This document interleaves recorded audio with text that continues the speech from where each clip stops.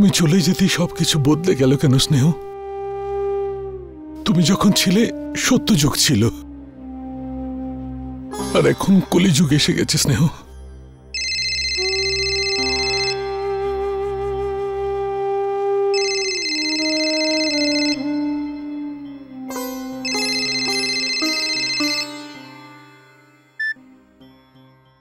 Hello বাবা।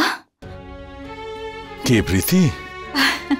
হ্যাঁ বাবা, তোমার গলা শুনে এত দুর্বল লাগছে কেন? তোমার শরীর ঠিক আছে তো বাবা? হ্যাঁ মা, একদম ঠিক আছে। তাহলে ফোন তুলতে এত দেরি করলে কেন? কোনো জরুরি কাজ করছিলে তুমি? না মা, আমার আর জরুরি কাজ কি আছে, ব্যাস এমনি বসেছিলাম। কোনো কাজে মন লাগে না রে মা। তুমি মায়ের ফটোর সঙ্গে কথা বলছিলে না বাবা? তুই বল মা, তোদের ওখানকার খবর সব ভালো তো? ঠিক তো হয়ে যায় বাবা, যখন আমরা আমাদের বর্তমানটা যেরকম সেরকমই স্বীকার করে নিই, তাহলে আস্তে আস্তে সব কিছু ঠিক হয়ে যায় বাবা, তাই না? আরে বাহ, আমার সেই ছোট্ট ফুটফুটে প্রীতি একদম তার মায়ের মতো কথা বলছে। এখন যে ও বড় হয়ে গেছে, আর তাছাড়া আমাকে তো মায়ের যোগ্য মেয়ে হয়ে উঠতে হবে, সেই জন্য। তুই তো উপযুক্ত বটেই মা, তোর কিচ্ছু দেখানোর দরকার নেই। আচ্ছা বাবা, আমি এখন ফোন রাখছি। হ্যাঁ, আমাকে বাজারে যেতে হবে। ঠিক আছে মা, তুমি তোমার খেয়াল রেখো, আর বেশি। রাখবো মা, তুইও নিজের খেয়াল রাখিস। রাধে রাধে। রাধে রাধে।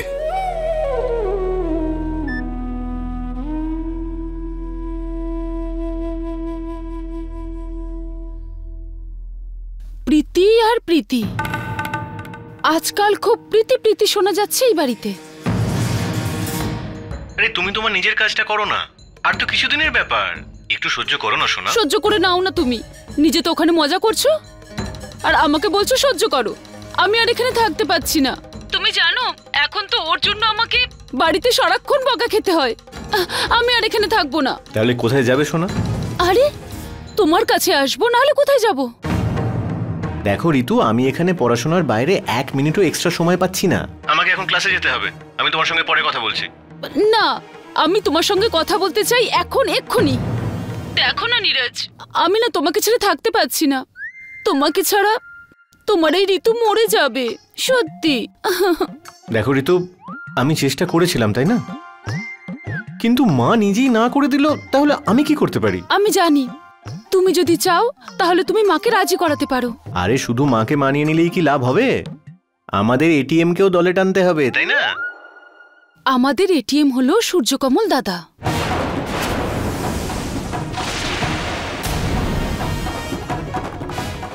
আর এটিএম থেকে টাকা বের করার কার্ড হলো মা।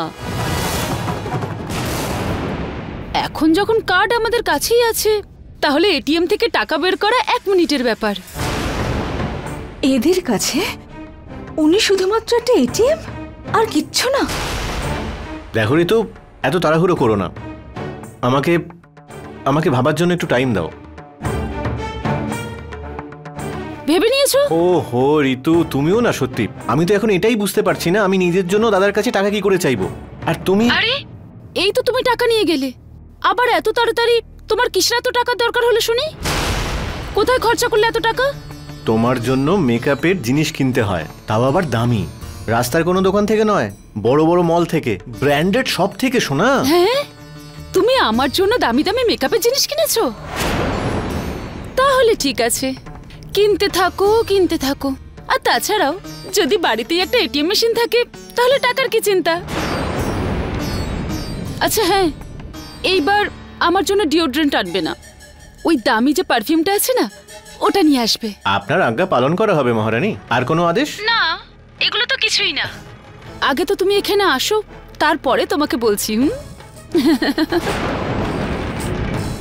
ওনার এত কষ্টের রোজগার ওরা ওরা এভাবে নষ্ট করছে? দাদা ব্যাস।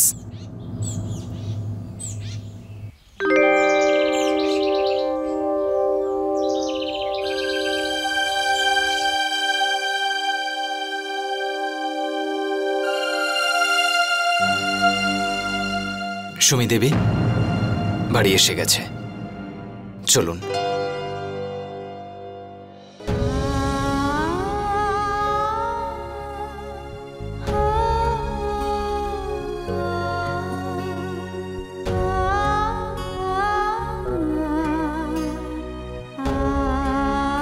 আসুন।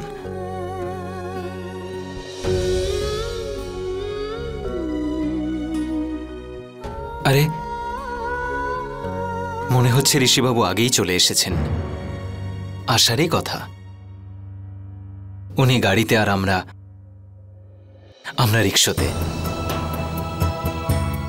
আসুন।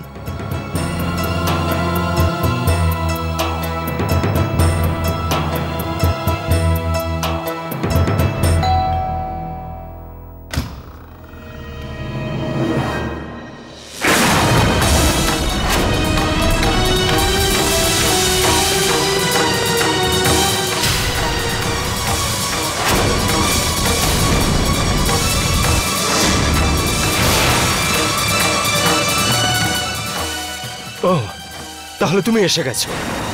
ওখানে বারবার সুমি সুমি করে ডাকার পরও একটা কথা শুনলে না, আর ওই জোকারটার সাথে চলে গেলে। যদি ওর সাথে যাওয়ার তোমার এত ইচ্ছা থাকে তাহলে চলে যাও ওর সাথে, যেখানে ইচ্ছা চলে যাও ওর সাথে, কিন্তু এখানে আসার কোনো প্রয়োজন নেই। এখানে তোমার জন্য কোনো জায়গা নেই, বুঝলে তুমি? Just get lost. এ কি করছেন ঋষিবাবু? দেখুন, শান্ত হন, এরকম করতে নেই। এটা তো ভাবুন এই মুহূর্তে উনি কোথায় যাবেন। সেটা ওর প্রবলেম, ওরা আপনার সাথে যাওয়ার আগে দ্বিতীয়বার ভাবা উচিত ছিল। ঋষিবাবু আমার একটা... সূর্যকমল প্লিজ, আপনি আমাদের ব্যাপারে কোনো রকমের ইন্টারফেয়ার করবেন না। Please stay out of this.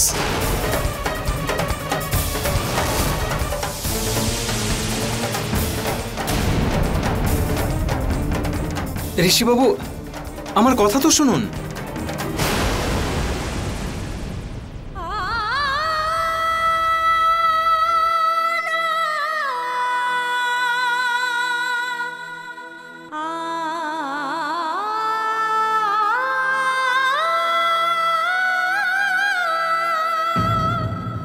একেই তো আমার জীবনের এত কষ্ট, তার উপরে পায়ে ব্যথা ব্যথা।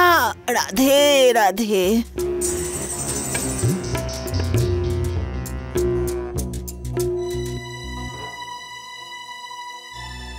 দাদা, আপনি সপ্তাহে 3 দিন ডাব দেন তাই না? হ্যাঁ দি। কত টাকা? আরে প্রীতি বৌদি, সপ্তাহে 3 বারই তো ডাব নিয়ে আসেন উনি। আসলে কি বলতো, সপ্তাহে 3 দিন আমি খাবার না খেয়ে ডাবের জল খাই, তাতে আমার শরীরটা ঠিক থাকে। আর তাছাড়াও আমাদের মা নারকোল খেতে খুবই ভালোবাসেন। এটা তো খুবই ভালো কথা ঋতু। দাদা, আপনি একটা কাজ করুন, আপনি সপ্তাহে 3 দিন একটা করে ডাব দেওয়ার বদলে 2টো করে ডাব দিয়ে যাবেন, ঠিক আছে? হ্যাঁ ঠিক আছে। ডাব শরীরের পক্ষে ভালো, তাই না? এবার থেকে ওনার জন্যও নেব। কিন্তু প্রীতি বৌদি, এত টাকা আসবে কোথা থেকে? এটিএম থেকে ঋতু, আর কোত্থেকে? কিন্তু প্রীতি বৌদি, এত টাকা আসবে কোথা থেকে? এটিএম থেকে ঋতু, আর কোত্থেকে? আচ্ছা, ও আমাদের সব কথা শুনে ফেলেনি তো? এভাবে কি দেখছো? কখনো ব্যাংকের কোনো এটিএম কার্ড দেখোনি তুমি? ওটা আছে তো আমার কাছে। দাদা, এবার থেকে আমরা বেশি করে ডাব নেব, তাই দামটাও আপনি ঠিক করে বলবেন, ঠিক আছে? আপনি নিশ্চিন্ত থাকুন বৌদি, আপনার কাছ থেকে বেশি নেব না।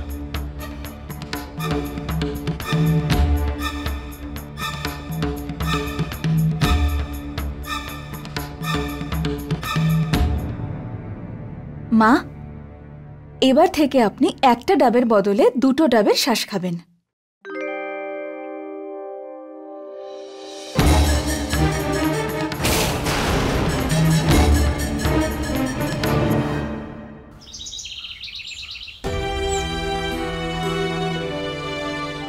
শোনো, বাবা তখন থেকে রুম লক করে বসে আছেন। বাবা একটুও খাবার মুখে তোলেননি, বসে আছেন। আমার খুব চিন্তা হচ্ছে জানো। এসব কিছু আমার জন্য হয়েছে। কাকিমা ঠিকই বলেছে জানো, কোনো কমেন্ট নই আমি। আরে কাকা আমার উপরে কতটা বিশ্বাস করে আমাকে এত বড় একটা কাজের দায়িত্ব দিয়েছিল, কিন্তু আমি সেটাও করতে পারলাম না। আজ পর্যন্ত একটা টাকাও তো রোজগার করতে পারলাম না। তার উপরে এতগুলো টাকার ক্ষতি হয়ে গেল শুধুমাত্র আমার জন্য।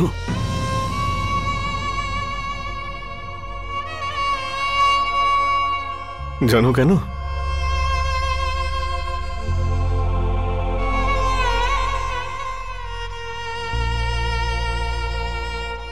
এটার জন্য, শুধু এই সবের জন্য আমি জীবনে একটাও কাজ ভালো করে করতে পারলাম না। আমি যখনই কিছু করার চেষ্টা করি আমার মন তখনই এইসবের দিকে চলে যায়, আর তখন কিছুই মনে থাকে না রাধিকা। আজও সেটাই হয়েছিল। আমি শর্মাবাবুর কাছ থেকে টাকা নিয়ে ব্যাংকে যাচ্ছিলাম। কি দরকার ছিল আমার স্কেচ বানানোর? আরে কি দরকার ছিল বিনয়? কি দরকার ছিল স্কেচ বানানোর আমার? কি করছো তুমি?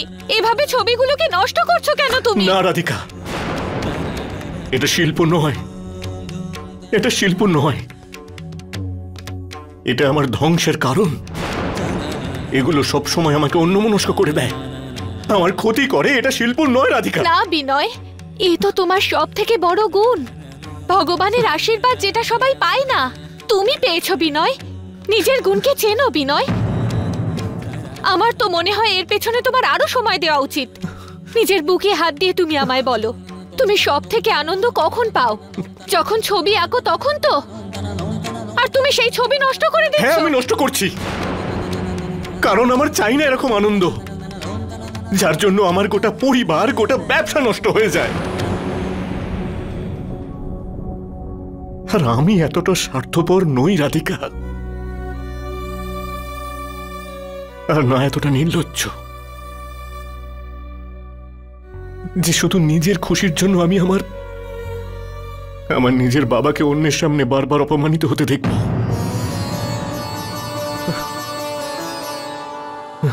সে তো কাকা খুব ভালো মানুষ, তাই আমাকে কিছুই বললেন না। আর এবার আমি ওনাকে কোনোদিন কোনো কিছু বলার সুযোগও দেব না। আমি সিদ্ধান্ত নিয়ে নিয়েছি।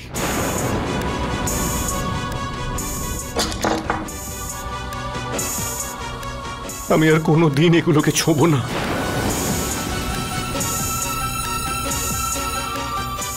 কখনো ছোঁব না এগুলো, কখনো না। না রাধিকা, আমি আমার সিদ্ধান্ত নিয়ে নিয়েছি, আর তুমি আমাকে ডিস্ট্র্যাক্ট করার চেষ্টা করো না। এখন শুধু আমায় আমার দায়িত্ব পালন করতে হবে, ব্যাস।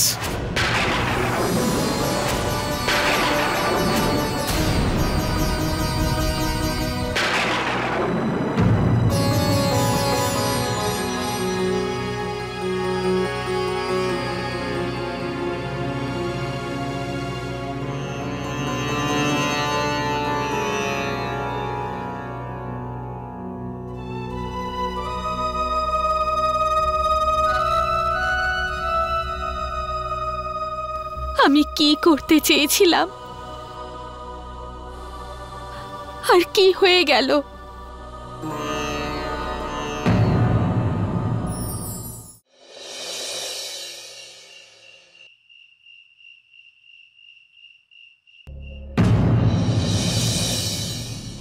আরে সুমি,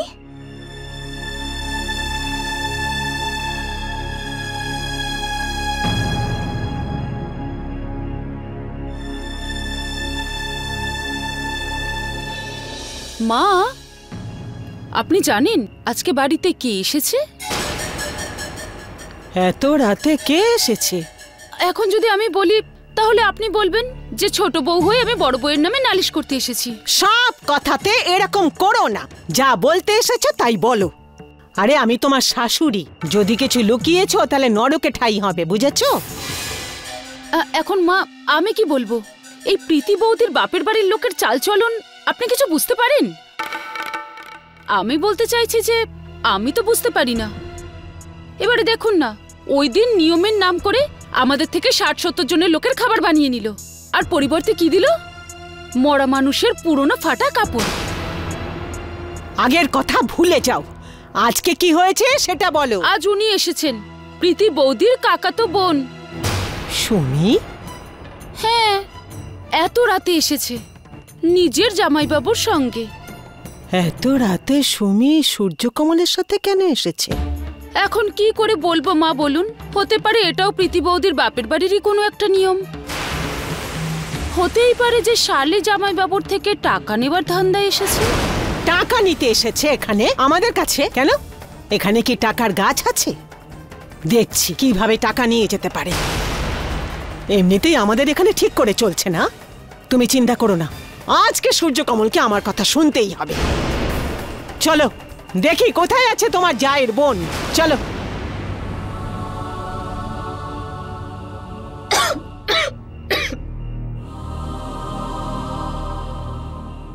এখন এই সময় বোনের সাথে কেন দেখা করতে এসেছো সুমি?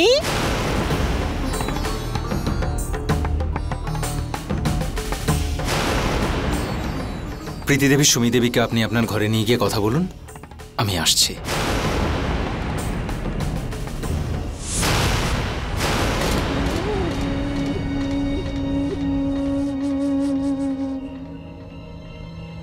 মা, সুমি দেবী আজকে এখানে থাকবেন। কেন? আসলে মা, উনি খুব টেনশনে আছেন। আর? বাস আর কি মা, আজ সুমি দেবী এখানে থাকবেন।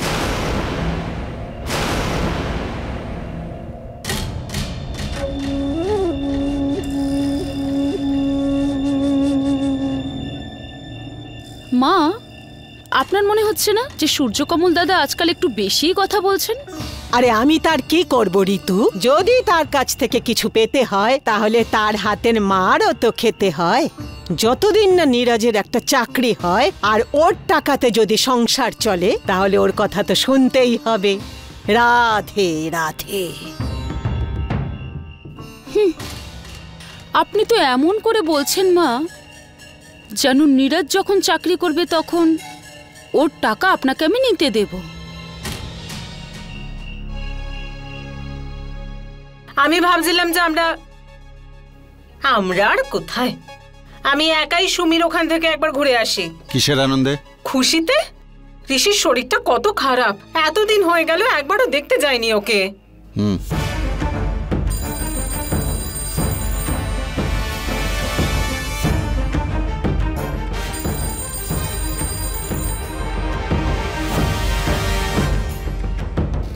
হ্যালো। আরে বাবা ঋষি, 100 বছর বাঁচবে তুমি বাবা। এক্ষুনি তোমার ব্যাপারেই কথা বলছিলাম আমরা। আমাকে বলো তোমার শরীর কেমন আছে এখন? কিরকম থাকতে পারি বলে মনে হয়? তোমার মেয়ে আমার কোনো পারমিশন না নিয়ে ওই গুড ফর নাথিং সূর্যকমলের সাথে চলে গেছে। কি করে পারলো এটা করতে? ওর এত বড় সাহস কোথা থেকে এলো?